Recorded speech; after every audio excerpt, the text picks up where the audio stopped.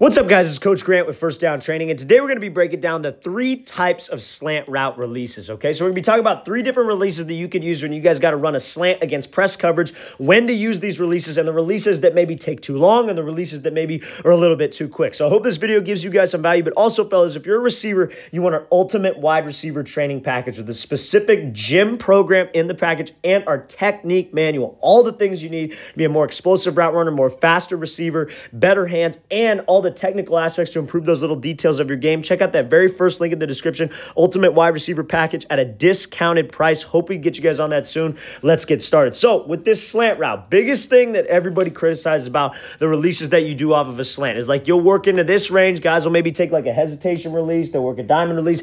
Everybody's critique is that it takes too long, right? Oh, that takes too long. Quarterback's going to be sacked. Well, you got to know the right situation to run the route, okay? If it's a first read situation, that's what we're going to get into. Yeah, it takes too long. So let's watch this first route. So we hit him this 1-2, 1-2-3.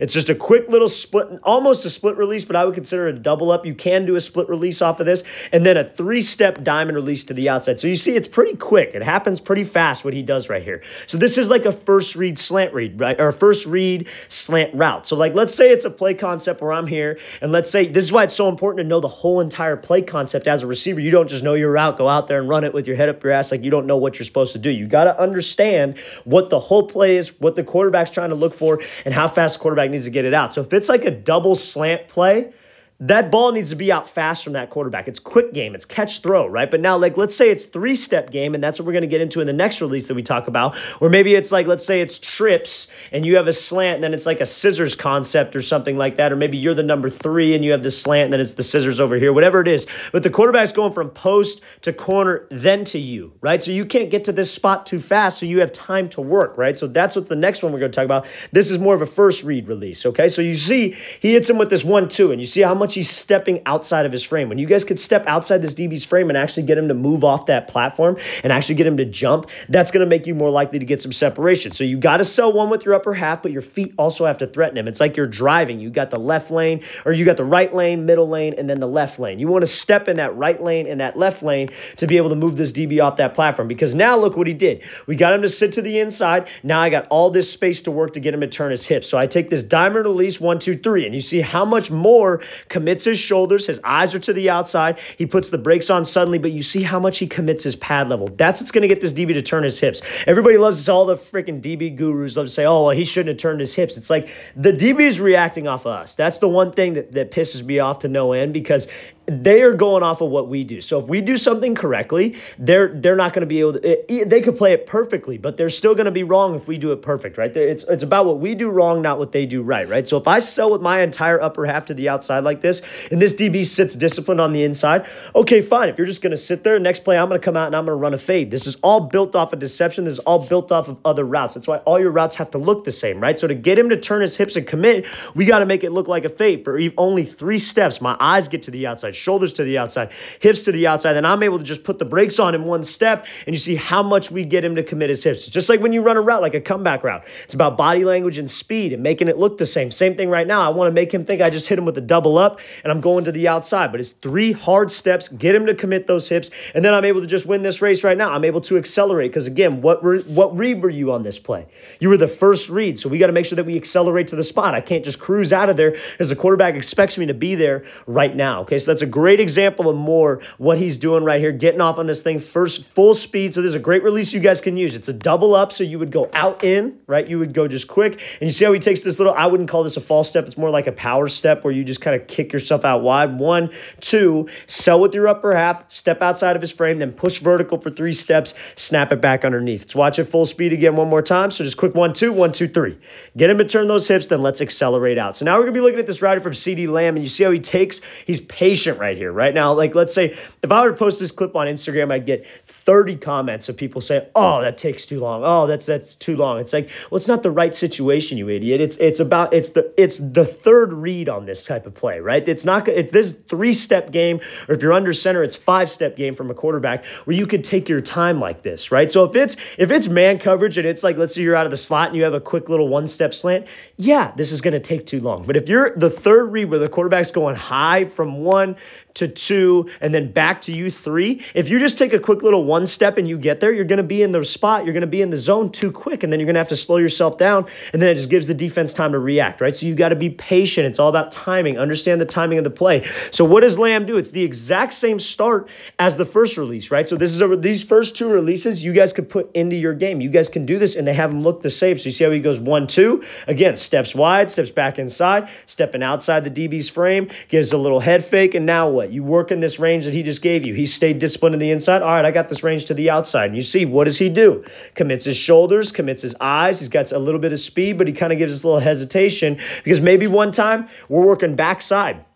This is something that can be set up off of a backside play. I hit him with this 1, 2, give him this little hesitation, skip, and then I push vertical, right? But this little hesitation right here, it's almost like a slide release. Slide release is a real popular one that a lot of people like to talk about, where they slide and they give him this move to the outside, then they go again. That's a third read concept. But this little like hesitation skip right here, third read type of release. So it looks the exact same as the first one. Hesitates, just puts the brakes on. We get this DB to commit his hips fully. Yeah, this is one where that DB probably could have stayed a little bit more disciplined to the inside. But again, it's easy for us to sit back and say that because he's not having to guard a guy who commits his entire pad level, has his whole body language going to the outside, and maybe we've ran a fade before. It's all built on a setup. Maybe I've worked this same one too. I've hesitated and I've just taken off, right? Like you see Devontae Adams do it all the time. Justin Jefferson's another great example. They'll come off the line in this situation, and they'll give just like a little split. They'll hesitate to the outside, and then they just take off and go. Beat them to the outside with a fade. And then the next time they do it, they'll split, hesitate, then they put a 1, 2 on, and then they just break back underneath on a slant, or then they push vertical, run a dig, and they take an inside release.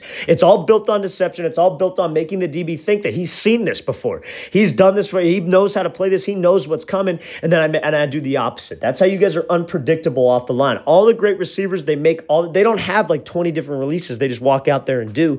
They have like maybe 5, but they all look very similar, and it's very hard to tell which one is which. What's he doing in this? What's he doing in this? And it's all about tendencies, right? Because you get a good DB coach, you get a good DB who's studying film, he's going to look at your tendencies. He's going to see, does he do this release every single time he runs a slant? Does he do this release every single time he's backside? But if you make it unpredictable, you make it all look the same, it's very hard to prepare for you like that. Let's watch this thing again, full speed one more time. So third read slant, hesitates to the outside, gets him to turn those hips, and again, what did he do? He accelerated, right? We want to accelerate to the spot. Let's go win that race to the ball, especially when that release took a little bit of extra time, right? But you're a third read, so you have time. You have time to work that, okay? So now we're going to be taking a look at this release now by Amon-Ra St. Brown. So this is like a goal line situation, right? So now, this could be a couple different things, but as a quarterback, from a quarterback perspective, when it's the goal line, right, I'm pretty confident that we're going to be getting some press coverage right here. This DB is going to be trying to get physical. The field is shortened, right? Everything's in there tight. So we know that the receivers got to buy a little bit of time. They got to get a little bit of separation. They can't just take one step and then go to the inside because it's goal line. So that's the third type of release that I want to talk about today. When you guys are on the goal line, yes, you can't take forever, but you have a little bit of time because the quarterback knows that, okay, he needs to get off the line. He needs to go. But as a receiver, if we see that they're stacking the box, they're going to be bringing all kinds of pressure. I maybe want to go with something a little bit quicker. So let's watch this release full speed. So you see how he gives him this little hesitation outside, but it's quick. He gives him this little split off the line, gives him this shake to the outside, but he's working in range, okay? So that's kind of what I want to focus on with this third release here. He gives him this split, right? But when he gets out here, he's in this range with this DB. He's not going forward. He's not letting this DB get hands on him. This is all reaction, right? Because if he lunges at him right now with two hands, he's off balance, and I could just slip underneath to take the slant. But I hesitate to the outside. I work in this range. He's trying to shuffle. He's trying to watch my hips. This DB's eyes are extremely high looking at his upper half. So if I get a DB whose eyes are high, all I got to do is sell with my upper half, and he's going to jump to the outside. Look at all this space I created for myself. So when you guys are working this type of a release where you're working out into range, where you're doing this kind of like hesitation slide or whatever, like a diamond, you want to be in a range to where this DB has to make a decision.